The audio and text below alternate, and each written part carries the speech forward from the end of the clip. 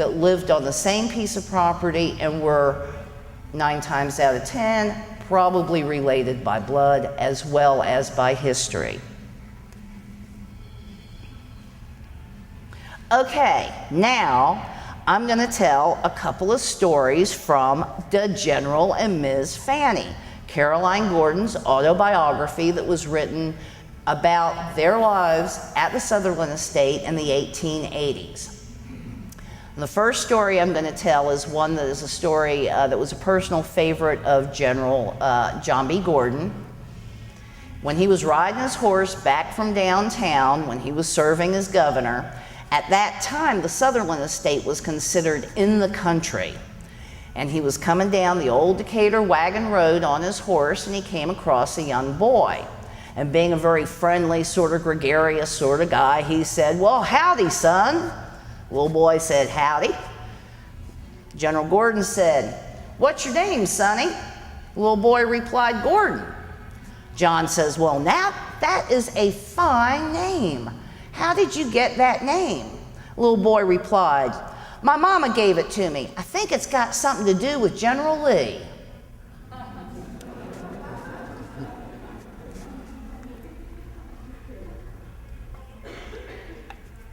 The second story I'm going to tell is about the General and Ms. Fanny. Now, the Gordon family always named their favorite trees after members of the family. And as a tree hugger, I appreciated the fact that the title of Caroline Gordon's autobiography was actually named for 2 trees.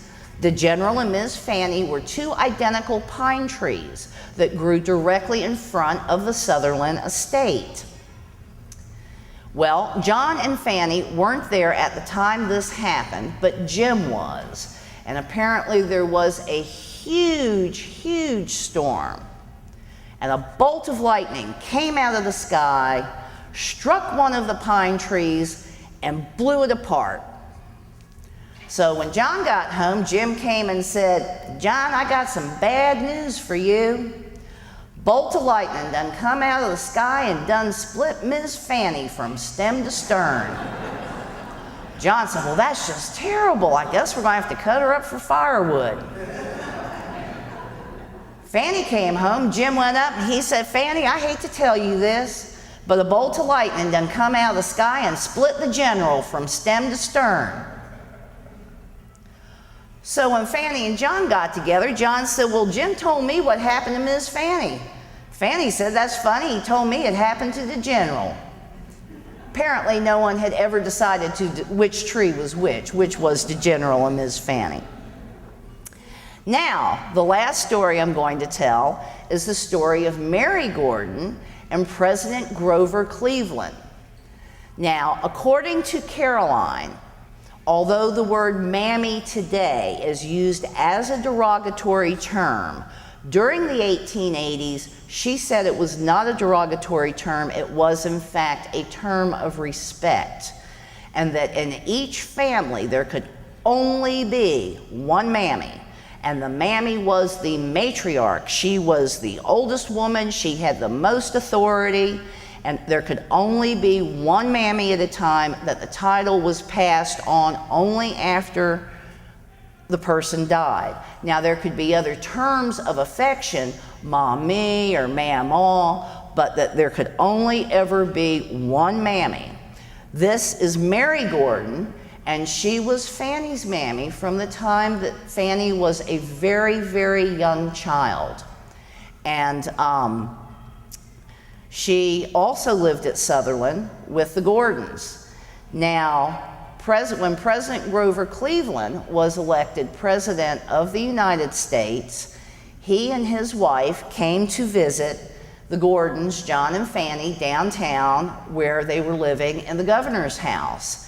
And Mrs. Cleveland was recuperating because her hand had been so enthusiastically shaken it had been crushed. People were excited at that time because Grover Cleveland was the first Democratic governor in over 20 years. And at that time, when they were speaking to John and Fanny, they said, "Well, we hear you have an actual antebellum mammy." And Fanny said, "Well, yes, I do. You know, she's she raised me, you know, we've always been together. But she doesn't like to come into town, so she stays out in the country at Sutherland. She doesn't like to come into town. So President Grover Cleveland said, well, we've got to meet Mary. We've got to meet Mary. We just have to. So Fanny said, okay. And they called for a coachman, and they sent the coachman out to Sutherland to get Mary. And they waited, and they waited, and they waited, and finally the coachman comes back, and he stands in the doorway, and he moves from side to side, twists his hat in his hands, and he says, she ain't coming. She says she's not coming. She says she's got a misery in her legs. She already met a whole bunch of presidents, and she ain't coming. Now, this was true because Mary had gone with John and Fanny to Washington, D.C. on several occasions and had met a whole passel of presidents and couldn't see any point in meeting one more. So Grover Cleveland and his wife said, well, if Mary won't come to us, we'll just have to go to her. So they went and got back in the carriage, started heading back out to the country to Sutherland. Well, Caroline was a teenager at the time and apparently quite an experienced horsewoman, as was John Gordon, and she freaked out. She's like, oh no, you know, here they're coming to Sutherland and, you know, it's going to be... So she called for a horse, got on the horse, and rode at breakneck speed from downtown out to the Sutherland estate, leaping fences, going over creeks, cutting through pastures, and managed by riding at a dead gallop to get to Sutherland before the president and the wife, Ms. Cleveland, got there. And sure enough, Mary was sitting on the back porch, smoking her corncob pipe, kicking back in her rocking chair, and Caroline's like, Mary, Mary, quick, you know, the president's coming, the Mrs. President's coming, you got to get ready, they're going to be here any minute. So Mary Gordon, with great dignity, got up, put on her nicest dress, put on her fanciest turban, and graciously consented to meet Grover Cleveland and the missus when they got there. Grover Cleveland, for the rest of his life, told the story that the only person that ever refused to meet him was Mary Gordon. Interestingly enough, Mary Gordon died at Sutherland. At her bedside, holding her hands as she passed away, were Caroline and Fanny, and Mary Gordon's last words were, my little Fanny. Next picture.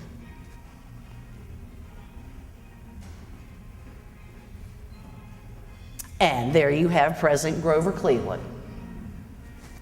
Now, why are we doing all this? And why is this important? I believe that history is critically important. It's important for us to know who we are, where we came from, where we're going. It's important to have tangible places and things that we can touch that evoke a sense of history. Next picture. So we are trying to save the last publicly accessible green space left on DeKalb Avenue. It is the last publicly accessible green space in 5 miles between downtown Decatur and downtown Atlanta. It is a wooded half-acre at the corner of Gordon Avenue and DeKalb Avenue, and it is also the last publicly accessible part of the original Gordon estate. This is a historic pecan tree over 100 years old that we call Grandma Gordon, as the Gordons like to name trees after members of their own family. Interestingly enough, pecan trees are not native to this area. They first started to be planted in the 1880s. So because of her location and because of her age, since she is over 100 years old, this pecan tree had to be planted by the Gordons. It's the only way it could have appeared at this spot with that age. Interestingly enough, she's also a very old variety of pecans. If you drive by and you look at her, you will see she's different from most contemporary pecans. Her leaves are more slender. They're also a brighter green. She also is very highly resistant to pecan scab, which is a disease in this area which affects pecan trees and causes crop losses of over $44 million a year. There is no cure for pecan scab. All they can do is spray with repeated amounts of chemical fungicides. So again, saving these old varieties that show a natural resistance is very important. This parcel of land is also the last natural watershed left on the Eastern Continental Divide, which is DeKalb Avenue. And because there has never been a structure at all behind the pecan tree, according to local archaeologists, all the way back to the Crete Indians. So that is the last undisturbed piece of ground that goes back to the early 1800s and even before.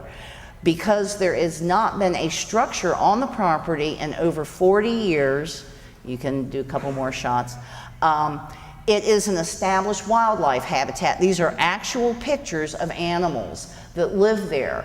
We have recorded animals which are protected both by Georgia law and federal law. We have recorded raccoons, squirrels, possums, mourning doves, eastern cottontails. In the state of Georgia, these are considered game animals, and under Georgia law, the nests, dens, and holes of game animals may not be disturbed, nor may they be driven from their nests, dens, and holes.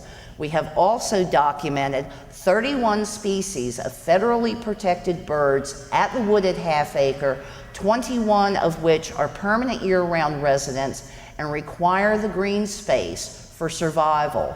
Because of its isolation, because of the heavy traffic on DeKalb, the railroad line, the MARTA line, the construction around it, it's an ecosystem that is filled with diversity and density. These animals don't have any place else to go. As of this spring, we have now been fighting for 6.5 years to save this green space, which has been used as community green space for over 40 years. That we are now fighting the fourth round of developers to square off against the neighborhood. What they want to do is clear cut for greater density condos than anywhere else on DeKalb Avenue, even though there is no market for condos on DeKalb Avenue. They can't finish the ones they started, they can't sell them, they can't rent them. And so to destroy an ecosystem like this for development is so wrong, you hardly even know where to start. In addition, the current property owner claims that this parcel of property didn't have a history until he bought it 3 years ago.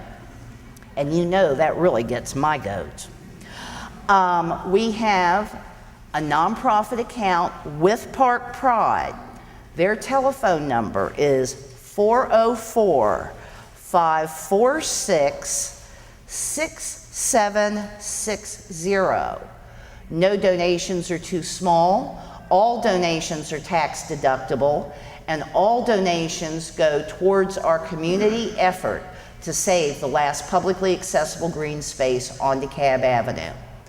Next picture. Oh, and that's either Buddy or Bertha. They're the red-tailed hawk pair. They successfully raised a fledgling this past winter. Next shot. This is what we want to do when we acquire the property. We believe we can keep it green and make it pay for itself. In the pre-existing meadow area, what we want to do is keep that part as a meadow area, put up a green roofed pavilion, bike racks, tables, and benches. It is directly next to a MARTA bus stop, halfway within walking distance of the 2 MARTA stations, and half a block from where the path crosses at DeKalb Avenue. There is no covered shelter on that side of DeKalb Avenue at all whatsoever. And right now, an estimated 90,000 people a day commute back and forth on DeKalb Avenue by foot, bike, car, bus, and rail. We believe that we can use the space to promote public and alternative transportation, biological and historical information, and that this would be the best use of the property for the county, the city, and the neighborhood. The historic pecan tree is right over there, and what we would like to do is have a historical marker put up similar to the historical markers that were put up by the Biracial History Project in Candler Park, talking about the famous biracial Gordon family and their importance to both Georgia and America's history. Interestingly enough, the famous black neighborhood, Rose Hill, which is the basis for the Biracial History Project in Candler Park, several of the homes were owned by African Americans by the last name of Gordon. And although we do not have any proof at this time, we believe that they are black Gordons from the Gordon family. We want to keep the woods, including the historic pecan tree and over 75 other native hardwoods that are out there, put in a little nature path, talk about why this is ecologically important. So technically, using the meadow area and making the property pay for itself, what we could do is greengrocers markets, artist markets, music on the greens, seasonal events. So you could get off the MARTA bus, listen to some bluegrass, buy a jar of local honey, catch the next bus. Bring your kids up on their bikes up Gordon, park the bikes, take a walk through the woods, learn about the flora and fauna, learn about the famous Gordon family. And again, we believe that this is the best use of the property. Next picture.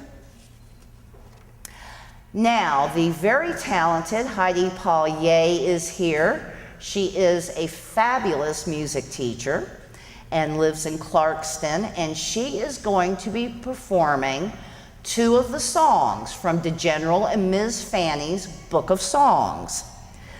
The songs are broken into mostly 2 categories. Some are old spirituals, but most of them are children's songs. And Caroline talks about how both the black and white Gordon children really enjoyed the songs, that Mary Gordon would lead them in the songs and they would laugh and play.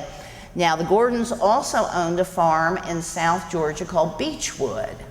And the Gordons would travel back and forth from the farm to the Sutherland estate. I believe this photograph, which was taken in the 1880s, was taken at Beechwood. But as she said, the same songs were sung at both locations. She says musical instruments were not used. Instead, it was all done with hand clapping and foot stomping and slapping your hands on your hips. And the best dancer that anyone had ever seen, white or black, was Little Georgia. And this is actually a picture of Little Georgia dancing to some of the music from the Book of Songs. Ms. Heidi is going to do 2 songs. The first one she's going to do is Noah. The second one she's going to do is Saragal, which according to Caroline was the children's favorite song.